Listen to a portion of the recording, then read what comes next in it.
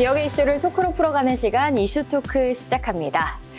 자, 정읍농협이 총 자산 1조 원을 달성했습니다. 지역 농산물의 판로를 확대하고 이 농업인을 위한 다양한 정책을 내놓으면서 재무 건전성을 탄탄하게 관리해왔기 때문인데요. 바로 그래서 오늘은 정읍농협의 윤하명 조합장님을 모시고 함께 이야기를 나눠볼까 합니다. 자, 지역 농업과 농촌의 경쟁력을 높이는 방안 이야기 나눠보도록 하겠습니다. 조합장님 모셨습니다. 어서 오십시오. 안녕하십니까. 윤하명 조합장입니다. 네, 반갑습니다. 네. 조합장님 먼저 정말 축하드린다는 말씀을 전해야 될 것 같습니다. 네, 감사합니다. 네, 자산 1조 원 달성 소식이 들려왔는데요. 네. 조합장님께서도 이 소식 전해 듣고 마음이 참 기쁘셨을 것 같아요. 어떠셨습니까? 예, 너무 마음이 기쁘고요. 이 자산 1조 원의 달성은 저 개인적인 영광이 아니고 우리 정읍 시민, 농민, 조합원, 임직원의 노력이 있어서 자산이 1조 원이 달성된 것 같고요. 우리 전라북도의 92개 농협 중에서 네 번째 1조 원 도달하는 그런 쾌거를 이룬 것에 대해서 감사의 말씀 드리겠습니다. 네, 전북에 92개 농협이 있다고 말씀해 주셨는데 그중에서 네 번째로 이렇게 네. 달성을 했다. 자, 정말 큰 기쁨이 아닐까 싶습니다. 그렇다면 이 정읍농협 자산 규모와 조합원 규모는 어떻게 되는지 궁금한데요. 네, 정읍농협은 1972년도에 설립이 됐고요. 올해로서 52주년이 되는 해로 알고 있습니다. 조합원님들의 근간인 수는 5,500명의 조합원이 되어 있고요. 좀 특별한 것은 이 조합원님 중에서 여성 비율이 44%를 네. 점유하고 있습니다. 정읍농협은 본점과 지점을 합쳐서 10개 지점을 보유하고 있고요. 네. 또 최근에 개업을 했던 자재센터가 운영되고 있고 또 25년째 되는 하나로마트가 3개점이 운영되고 있고 농업에 필요한 농기계센터 또 육묘장, 미국 종합 처리장 이런 다양한 분포를 되어갖고 운영하고 있고 직원 수는 260명이 지금 현재 근무하고 있습니다. 네, 상당히 규모가 큰 또 조합이라고 네. 할 수 있겠는데요. 아무래도 우리 지역민들의 신뢰가 있었기에 이렇게 계속해서 커갈 수 있었고 자산 1조 원도 달성할 수 있었을 거라 네. 생각이 됩니다. 그렇다면 이 조합원분들 그리고 지역민분들이 정읍농협을 신뢰하는 이유가 무엇일까요? 저희 정읍농협은 현재 예수금이 9천억을 보유하고 있는데요. 네. 그런 신뢰는 어디서 나오냐 이렇게 보면은 저희 금융기관에서 권유하는 게 자기자본 안정성 BIS 비율을 8%로 기준을 하고 있거든요. 8%가 1등급입니다. 근데 네. 현재 저희 정읍농협은 11.94%로 아주 양호한 안정성이 되고 있고요. 또 하나 가장 더 저희들이 자랑하고 싶은 것은 5,700억의 대출을 했는데요. 네. 작년부로 연체가 0.75%입니다. 아, 굉장히 낮네요. 지금 어려운 경기에서 올해 전국 평균이 5%대가 상회하고 있습니다. 연체가. 네. 그런데 저희들은 0%대를 유지하는 것도 하나의 건전성으로 내다보고 있고요. 이게 이제 0.75%가 3년 연속 크림뱅크 인증을 저희들이 획득한 쾌거도 있었습니다. 네, 이렇게 안정성 그리고 낮은 연체율 이런 부분들을 좀 들어주셨습니다. 이렇게 해서 우리 정읍농협이 계속해서 우리 지역민들의 사랑을 받고 있는데 조합장님께서는 사실 올해 7선이십니다. 예. 그야말로 정읍농협과 그동안 긴 세월을 동고동락해왔다라고 하실 수 있을 건데요. 사실 이 95년도쯤에는 정읍농협이 부실조합으로 지정되기도 하고 좀 어려운 시기도 있었다고 들었습니다. 조합장님께서도 이때를 기억하고 계실 것 같은데요. 95년도에 제가 사실은 시의원으로 있었습니다. 네. 그런데 정읍농협이 갑자기 쌀 사고에 이기에 닥쳐서 55억, 그때 당시에 30년 전에 55억입니다. 지금으로는 환산하면 500억 가까운 쌀 부도가 났습니다. 네. 또 특히 이 사고가 나니까 정읍농협이 특별관리조합으로 선정이 돼서 인근으로 합병명령이 떨어졌었습니다. 네. 그래서 이 모든 종사자들과 정읍농협을 살리기 위해서 조합원님들과 합심을 해서 운영을 했던 결과가 2년 만에 전국에 최초로 특별관리조합을 해제를 하고 정상화로 기틀을 다지는 계기가 되었는데요. 제가 당시 취임해서 보니까 자산 규모가 900억 정도 되었는데 오늘날 1조 원을 달성하는 그런 아주 우량 농협으로 성장되었기 때문에 그 모든 것을 뒷받침해 주셨던 저희들 임직원들, 네. 조합원님들한테 또한 시민들한테 다시 한번 그 아픈 과거를 듣고 정읍농협이 성장할 수 있었던 걸 감사의 말씀 드리겠습니다. 자, 그렇다면 이번에는 농업과 농촌 이야기를 좀 나눠볼까 하는데요. 사실 요즘 농자재 가격이 오르고 또 쌀값은 떨어져서 우리 농업인들의 어려움이 커졌다는 소식 다들 잘 알고 계시고 자주 들으시는 이야기일 것 같습니다. 사실 요즘 지역 농업인들의 분위기 좋지만은 않은 상황일 것 같은데 어려움은 어떻게 파악하고 계신지도 궁금합니다. 지금은 농협 아니면은 농사 짓기가 어려운 시스템으로 저희들이 변화를 가지고 있는데요. 네. 가장 최근에는 그 소농들을 위한 농협에서 농작업 대행을 해주고 있습니다. 이 농작업 대행은 육묘에서 방제해서 산물벼 수매해서 건조 저장해서 팔아주는 이 농작업 대행을 농사를 직접 지어주고 있습니다. 농협에서. 네. 이제 앞으로는 농협에서 농사를 고령화된 분들을 지원하지 않고는 농사 짓기가 아주 어려운 시대로 변화가 온 것 같습니다. 그래서 고령화된 농민들을 대처해서 저희들이 다양한 준비를 하고 있습니다. 네. 자, 이런 가운데 지난 23년 9월에는 자재센터가 문을 열었습니다. 이곳이 어떤 기능을 하는 곳인지 먼저 설명을 좀 부탁드리고요.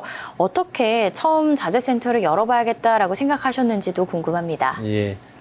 24년 전에 정읍 시민의 먹거리를 책임지기 위해서 하나로마트를 전국에서 두 번째 대형마트를 설립할 때 네. 많은 분들이 의문을 가졌었는데 그걸 해방을 시켜드렸거든요. 이게 그런 일환으로 이제는 농업의 모든 것을 책임지고 농업의 보고로 할 수 있는 것이 농업 농자재다. 6,000개 품목을 가지고 원스톱으로 뒷받침을 해줘서 농민들한테 저렴하게 다양한 품목을 저희들 대주고 있고요. 또 하나 중요한 것은 저희가 상당히 수도작과 축사는 크지만 원예 특작이 약합니다. 네. 그래서 이 장소에서 앞으로는 특수하게 그 하우스를 제작해서 농민들한테 원예 특작을 더 성공시킬 수 있게, 또 지금은 자율주행 시대가 와 있고 AI 시대가 오고 모든 것이 첨단으로 변했기 때문에 이 자재센터는 과거에 농기계를 파는 걸 떠나서 이제 현대화되는 자재센터로 오픈을 했는데 이번 8월 달이 1년이 됐습니다. 네. 조금 지켜봐 주시면 인근 시군까지 아울러서 저희 자재센터에서 농업의 선구적인 역할을 할 생각을 갖고 있습니다. 네, 6,000개 품목이 있다고 하니까 정말 우리 농업인들에게 많은 도움이 될 것 같고요. 또 농축산뿐 아니라 원예 특자 분야에도 정말 많은 도움이 될 것 같습니다. 자, 자, 그리고 방금 말씀을 해주셨어요. 25년 전에 전국 하나로마트 2호점을 또 개점을 하셨었잖아요.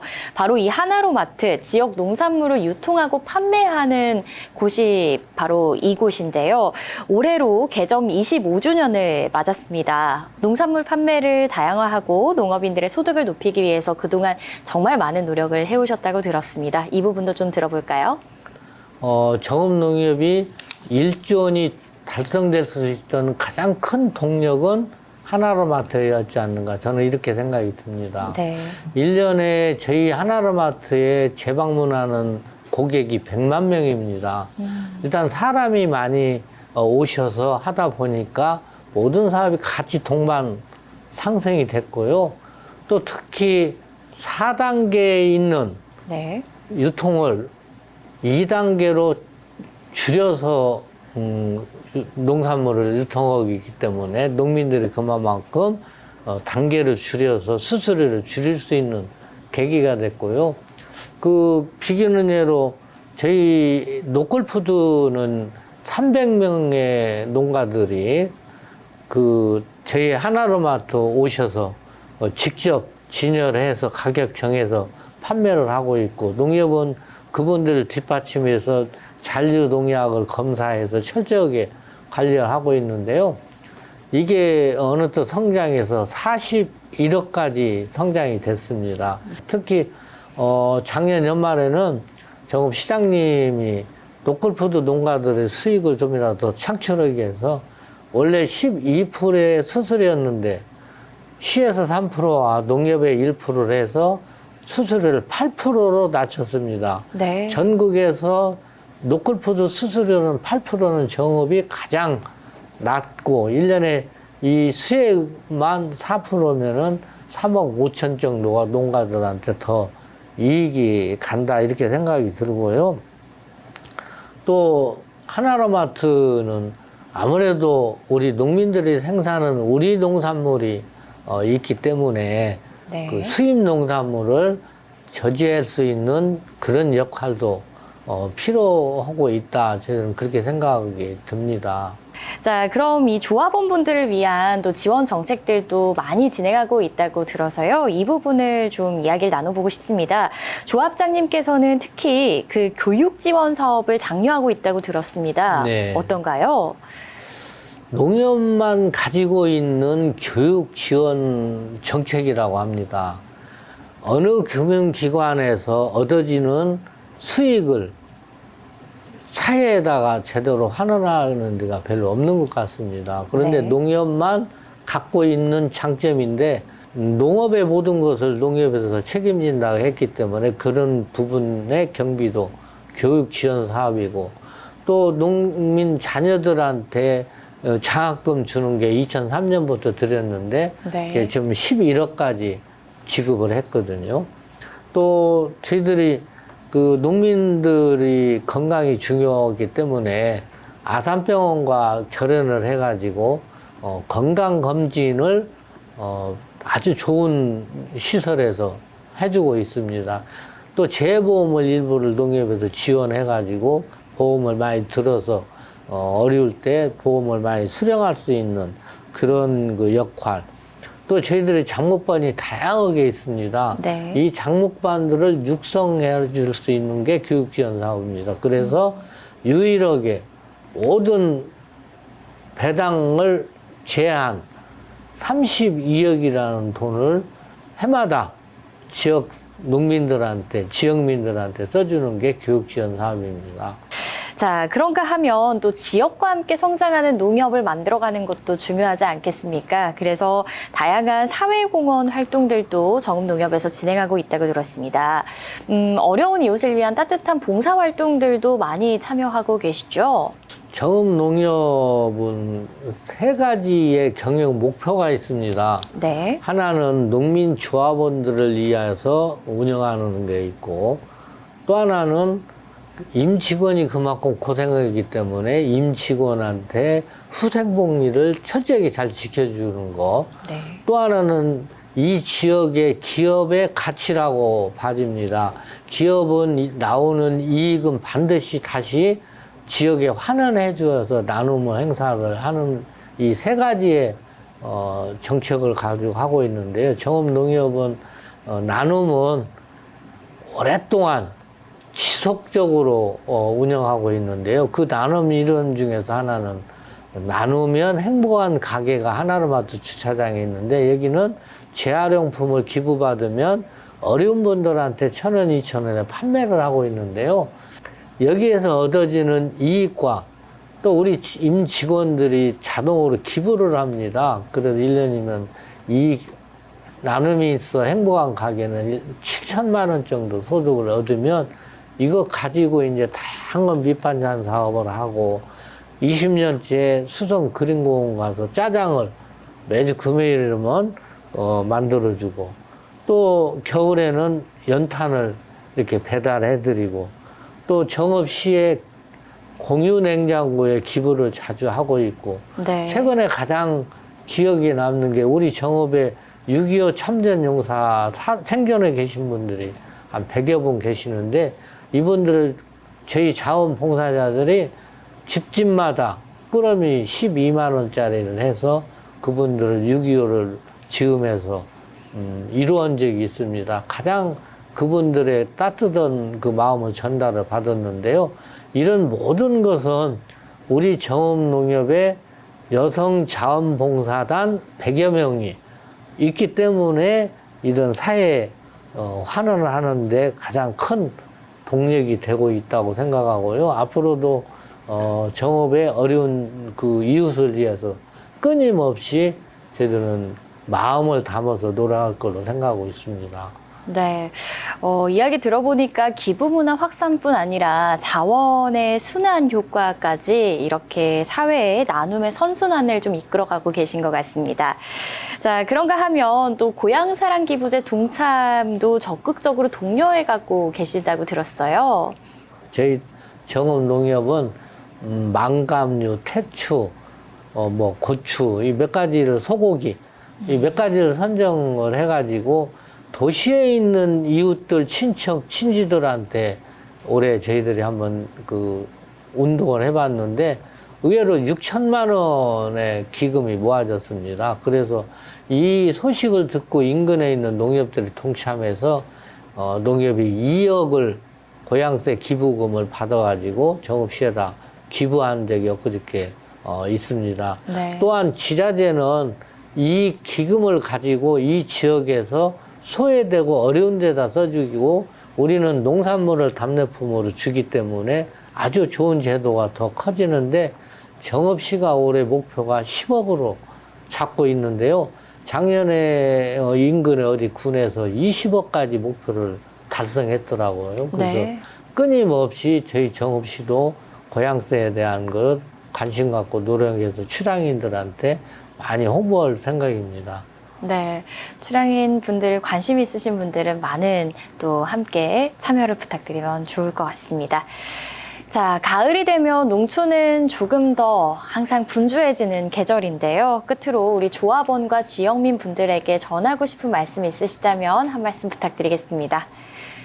지역의 가장 경제적인 리더는 농업이라고 생각이 듭니다. 그래서 저는 늘 농업이 우리 정읍 경제를 살리는 키워드라고 생각하는데, 안타깝게도 축산이나 수도작으로 너무 치중해서 오다 보니까 원예 특작이 부족하거든요. 가령 우리 성주 하면은 참외인데 1년에 6천억을 생산합니다. 인근의 상주 하면 곶감인데 1년에 3천억을 생산하거든요. 과연 이게 얼마나 그 지역 경제 농업이 차지하고 있는 게 큰가 하는 생각이 드는데, 우리 정읍은 농업이 주업이고 농도이기 때문에 앞으로 꼭 반드시 원예 특작을 자재센터를 통해서 키워서 어려워져가는 정읍 경계를 농업으로 꼭 선도하고 싶은 게 제 마지막 꿈이고요. 끝으로 오는 10월 5일 정읍 제1고등학교에서 2시에 조합원님과 많은 시민들을 모시고 정읍 농협에 큰 행사를 참석해 주시기를 당부를 드리겠습니다. 자, 농업과 농촌은 모든 산업의 근간이 되는 만큼 흔들림이 있어서는 안 됩니다. 자, 앞으로도 우리 지역 농업인들의 소득 향상은 물론이고요. 활력 있는 농촌을 만들어가는데 계속해서 함께해 주시길 부탁드리겠습니다. 오늘 이슈토크는 여기서 마치겠습니다. 함께해 주신 여러분 고맙습니다.